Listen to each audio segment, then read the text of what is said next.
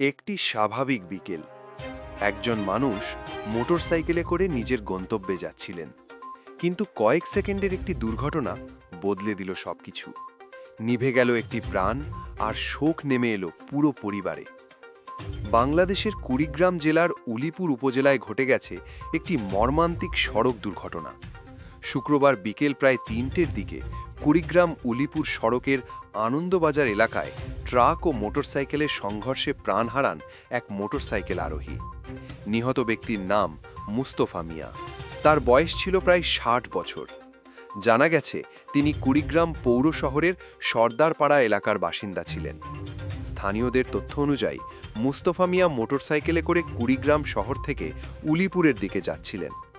সবকিছুই স্বাভাবিক ছিল, কিন্তু হঠাৎই বিপরীত দিক থেকে দ্রুতগতিতে আসা একটি ট্রাকের সঙ্গে তার মোটরসাইকেলের মুখোমুখি সংঘর্ষ হয়।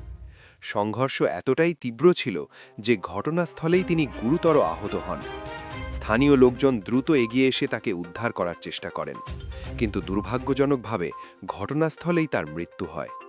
এই মর্মান্তিক দুর্ঘটনার খবর ছড়িয়ে পড়তেই এলাকায় শোকের পরিবেশ সৃষ্টি হয়।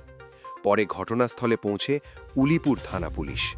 থানার ভারপ্রাপ্ত কর্মকর্তা সাইদ ইবনে সিদ্দিক জানান, দুর্ঘটনার বিষয়টি নিশ্চিত হওয়া গেছে এবং এই ঘটনায় প্রয়োজনীয় আইনগত ব্যবস্থা নেওয়া হবে। এদিকে স্থানীয়রা বলছেন, এই সড়কে প্রায়ই দুর্ঘটনা ঘটে।